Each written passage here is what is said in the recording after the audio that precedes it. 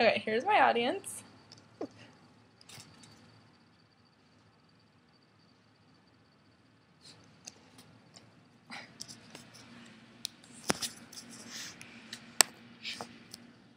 Alright, imagine walking through the middle of Manhattan, New York on a beautiful day, and imagine turning the corner and seeing women plunging through the air onto the pavement below. This was to escape the Triangle Factory fire. It happened on Saturday, March 25th, 1911. Today I'd like to inform you of the struggles that happened before and after the fire, specifically the working conditions the women went through, and the way society treated them before and after the fire, and the changes the fire made for us today. First, the specific working conditions. The women worked in a very dangerous environment. They were typically harassed or abused by their bosses.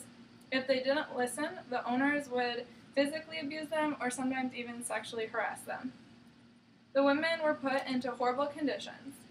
Typically, 100 women were crammed into rooms that were meant for only maybe 50 or less.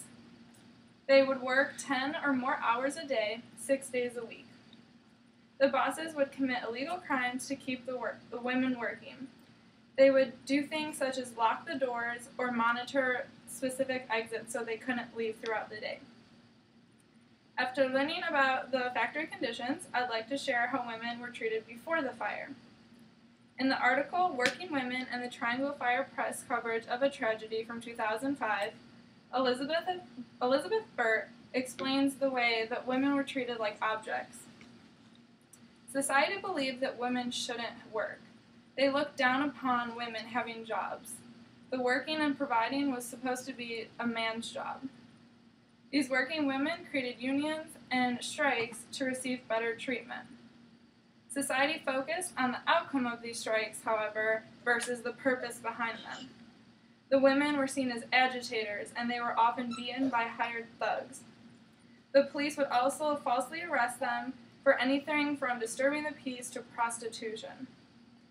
The fire changed attitudes towards women and the working conditions. The fire left the mark on everybody's lives. That day, 146 women died in less than 30 minutes. They died from the fire, as well as died from jumping out the windows onto the pavement. The families had to come and identify their family members that died from what was left of their bodies.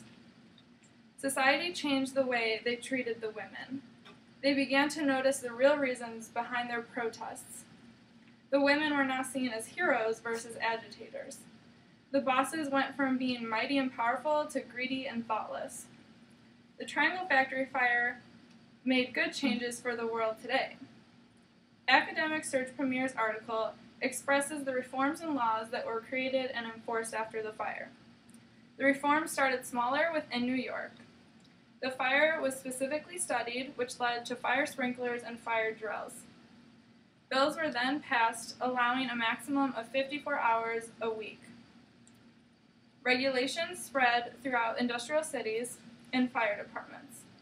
Big cities now follow the same procedures by adding sprinklers and drills to their buildings and factories. The fire departments also got longer ladders and longer hoses so that they could take care of future fires. Laws were now being passed nationwide.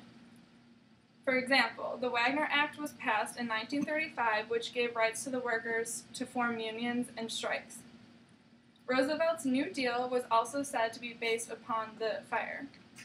The Ladies' Garment Workers Union, the Workers' Compensation Act, and the New York State Department of Labor dedicated themselves to now providing better conditions for the working women. Today I've informed you of the conditions and the outcome of the Triangle Factory fire. It was a terrible fire, but it was the only effective way to get the attention for better working conditions. It helped change the safety of today's factories and buildings. I've informed you of the fire, the working conditions, the way society treated the women before and after the fire, and as well as the changes the fire has accomplished today. The fire accomplished what the strike could not, which was said by the New York Times on March 2011.